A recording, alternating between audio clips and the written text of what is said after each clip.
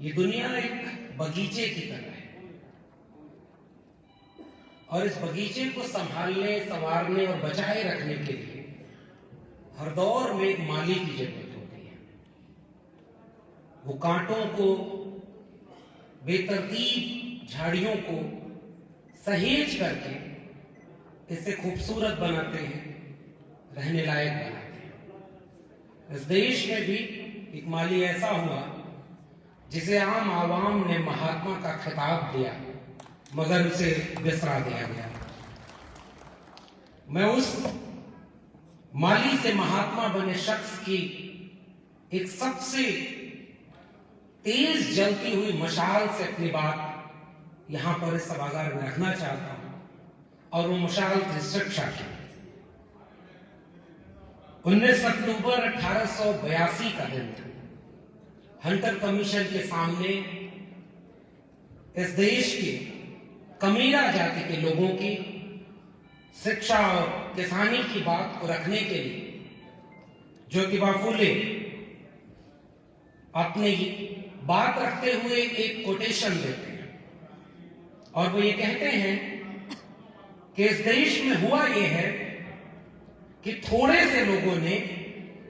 जिन्होंने न कभी जीवन में नहर बनाया न बांध बनाई, उन्होंने पानी रोक लिया है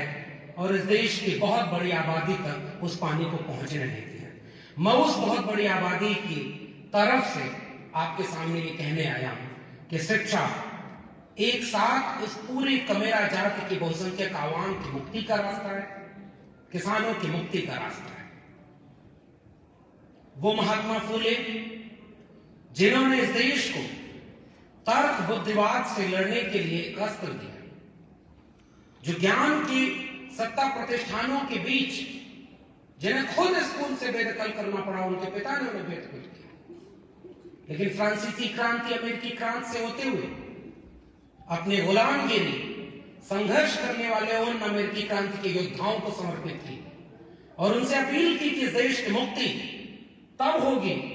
जब हम गुलामी से मुक्त होंगे। और वहां उन्होंने ये बात समझाई कि इस देश में जैसे जूते बनाना मोची का धर्म नहीं, धंधा है, लकड़ी के औजार बनाना एक कुम्हार का धर्म नहीं, धंधा है, वैसे ही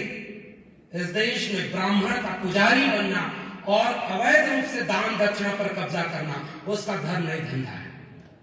ये बेबाकी उस शख्स की थी और उससे वो ताकत लेकर के इस देश की आधी आबादी को आच्छादित करने वाले अन्य पिछड़े वर्ग को जो पहचान मिली, मंडल कमीशन के रूप में एक मुकम्मल पहचान मिली वर्ग की, उस पहचान की ओर से जो सबसे अहम सवाल है, जिसमें से एक है जो दिलीप जी ने कहा, जाति जनगणना, मैं उसमें से एक महत्वपूर्ण सवाल शिक्षा की बात करूंगा। और शिक्षा की बात इसलिए क्योंकि उस आधी आबादी के साथ जो सबसे बड़ा संकट है इस देश के अन्य पिछड़े वर्ग के साथ, जो फिलहाल मुझे लग रहा है सबसे बड़ा संकट है, वो ये कि वो अपनी सांस्कृतिक जड़ों से उस हद तक नहीं जुड़ा है जितना उसे जुड़ना चाहिए। वरना ज्योतिबा फूले, सावित्रीबाई फूले से लेकर के ईवी रामास्वामी नायकर पेरियार, शिवदयाल सिंह चौरसिया, चंद्रिका प्रसाद जिज्ञासु, पेरियार ललन सिंह यादव, रामस्वरूप वर्मा, जगदेव प्रसाद कुशवाहा,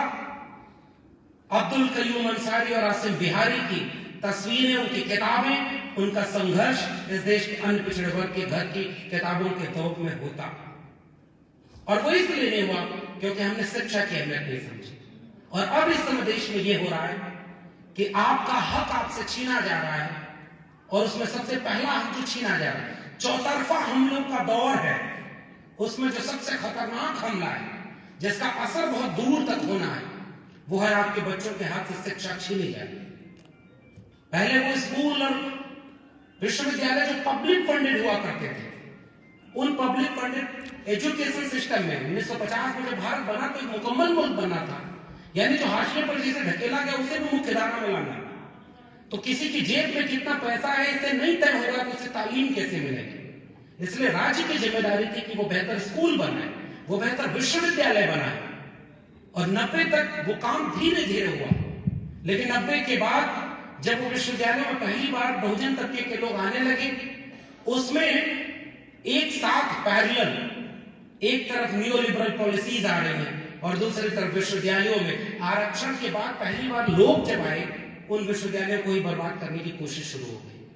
उस कोशिश में सब गुनहगार हैं और अभी वो कभी not available, not found suitable, तो कभी उनके लोग जब